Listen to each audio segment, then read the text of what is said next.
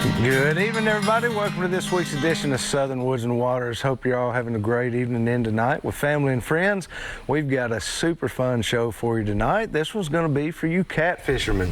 We are going to be heading down to Wilson Lake down in Muscle Shoals, Alabama. So you can imagine one of the guys we have in the studio here with us tonight is my buddy Mike Adams, and he has got along with him David Martin.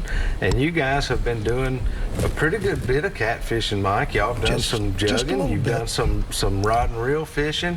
And David, how long have you been doing this down in that area? Well, I've been, I guess, about all my life. I mean, about 30, 40 years. And made a lot on Wilson in particular. The majority of it's at Wilson Dam, catfish. Yeah. Now, are you typically, I know you've caught some big fish over the years, but what we're doing tonight in particular, is that what you're normally doing, looking for eating size fish? I mean, this was table fare. That was fare. what we now, were going what for. size are you looking for, Mike? Well, we kind of like the ones that we can fillet, so about 3 pounds on up to about 6, That's 7 about the right pounds, about the size, biggest we want to fillet. If you get any of the small ones, what everybody calls fiddlers, you know, growing up here in Tennessee, we always had fiddlers. That's those little ones that we skin, and we were out a couple of weeks ago, and some guys were catching fiddlers, but wasn't what we were looking for. Didn't want to skin them, I like to fillet them and cut them on out there. Plus, like the fight. Right. Now, David, I know baits can vary, but what is typically the type bait setup you would be using for these fish? We've been using a slip float, and the bait we used was cut, skipjack, or shad. Okay. I like to use a shad about 4 inches, 5 inches long. Cut it in half, put it on the hook, throw it out. Okay. And hang on. Hang on tight. And I think you'll hear me say on this, a lot of people, I fished with Paula Smith in one of the Sea Art tournaments, and she likes the head, and several of the other fishermen liking the head. David and I started noticing something when we were catching these fish. We weren't catching anything on the head. We were catching all on the fillet or on the tail, which was, I don't know, that was different for me because I grew up fishing with the head. The head is the number one piece, you know, for the catfish. But of course, I mean, I grew up with the fillets. Uncle Herman would always take them big gizzard shad and gut them, and then fillet them. Put 2 hooks on. Well, I mean, he would fillet them, and no, he would just strip them up to where it was strips, and then put them on the hook and bounce bottom or use them on the bottom. But he would scull back in the day before there's a lot of trolling motors and bounce, skipjack, and shad. I do that in the fall of the year up there. Yeah. A little split shot and 5 off it, or about a 5 off it. Right. Yeah. And at that point, you're on the bottom, I say. But now, you mentioned a slip float a while ago, so what kind of depth are we looking at on tonight's videos? Well, we fished anywhere from about 12 to 14 feet deep. Okay. So we were fishing right off the bottom in that area. It's a lot of rocks right where the dam was made, right below the dam on the Pickwick side. And we're going to give away all of our secret spots now, though.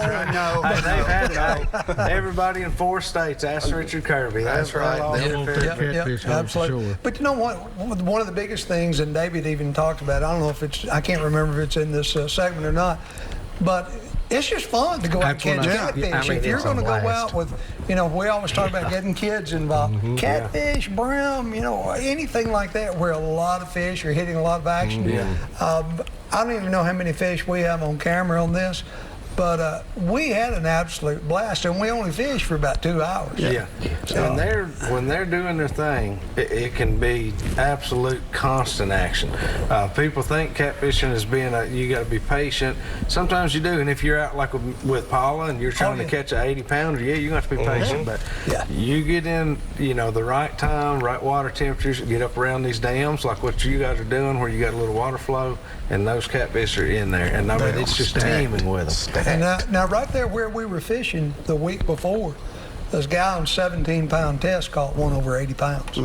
So they are in there, and you can catch them, you know, learn to adjust that drag, learn to work that rod and work those fish and let them do their thing. But like I said, it was probably one of the more enjoyable fishing trips I've had freshwater in a long time. I had a lot of fun. Well, I have fun anytime I go fishing. I don't care if I'm on the water. I catch anything or not. That's about right. As long as you're dragging something around on the bottom hoping for a bite, that's all you're really looking for. It is. And now, of course, your target is catfish, but being up around the dams, do y'all catch other things sometimes? I mean, you ever pick up anything else in there, sturgeon or stripe and hybrid, both eat them?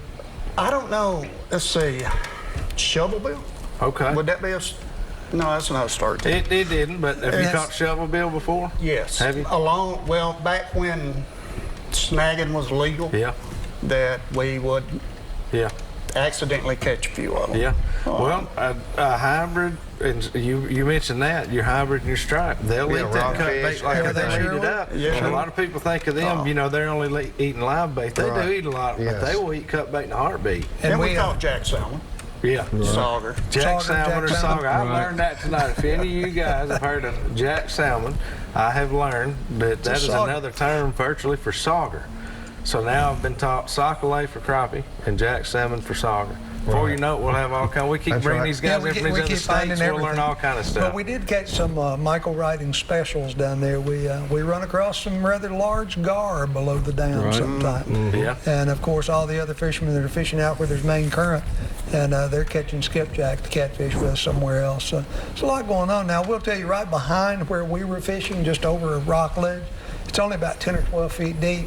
And when they're churning water, you've got a friend that does this. They'll go out there and drop live bait and just let that current carry them. And they're catching some 5, 6. Well, we had a 6.2 on the show, if you remember. Yeah. Smallmouth. Smallmouth. So there's some good smallmouth right there. Real good ones. That's something up there around the dams. A lot of people, they think about certain species. They don't think about smallmouth. The guy that you're talking about, a long-time friend of mine. We've had several pictures of him here on the show over the years. But that's their tactic. They go in there with that one generator running. You don't want it to just be blowing you out of there. But they'll get up there and they'll drop that live shad. The whole and just drift back. The Tennessee River, the Cumberland River, it's full of everything. Unbelievable smallmouth. They'll hit it a mile and a half, go down to maybe around McFarland or the Singing River Bridge. And if you're up there fishing, you'll hear that outboard crank up, and they'll run back up to that dam, drop it up, do it again.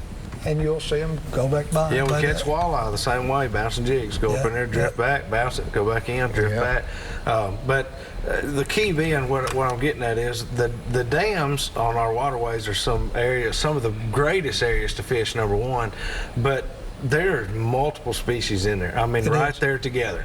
And certain ones you might have trout in the mix. You might have walleye, sauger, trout, and rockfish. I mean, and the best part, you can fish it all year. I mean, there's not just one part of the year. You can fish year round. Yeah. Like if you're worried about going to this lake or that lake or over here, over there, you can go right below any dam, and it's just like it is if it's in the summertime. Yeah. Those fish are somewhere in the river right there, right where they are all the time. Water's coming out deep down in there, so it doesn't really change. We're very fortunate where we are too. We're the only portion of the Tennessee River, living on Wilson, that you can see Wheeler Dam on one side and Wilson to the other. So you got a 15,000 acre impoundment that you can fish below a dam 10 minutes from the house either way. Right. Pretty good setup. Yeah, it's pretty good. Well, guys, I tell you what, we're going to go over right now and do this week's wild game forecast.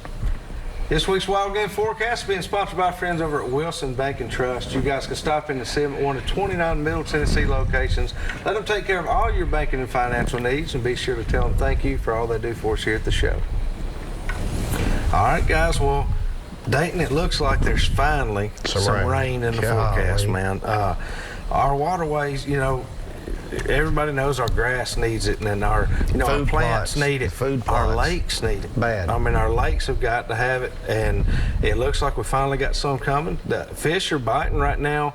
The night bite, in my opinion, is probably the best way to go right now. I'm not saying you can catch them any time of day in the right places, but this water, getting some rain in here is going to change things a little bit. Yeah, it's going to help. The lake should come up. The water's been a little low. We ain't had much movement. At all. It's just like a big pond right now. Yeah, but I mean, it's going to help a lot. I mean, hopefully get quite a bit to just ease, flush the lakes out. Lakes get stagnant, man. Yeah, it's going to When it gets hot like this, all your reservoirs do. It gets bad. It does. And then these rains we get where it's been so dry, it catches all the particles out of there like we talked about. Like when the first snow of the year, they tell you don't eat the first snow. Well, when it's been so dry and humid and you see all that smog and fog in there, when it rains, that rain catches all that and slings it right in the river. Yeah. Not counting all the cars that drip oil, all the gas, and all that stuff that's on the highways. Catches it in there. Hey, here it comes. You got to have water for the, keep it moving. That looks like that's coming. I think it's going to increase our bite a little bit. I think we'll probably see a little bit more going on. moon patterns are looking good coming up. So I think we got some good fishing. Got some good fishing coming up. We're going to get ready to take a quick break. We'll be right back here in just a minute with this week's Pictures of the Week and some more Southern Woods and Waters.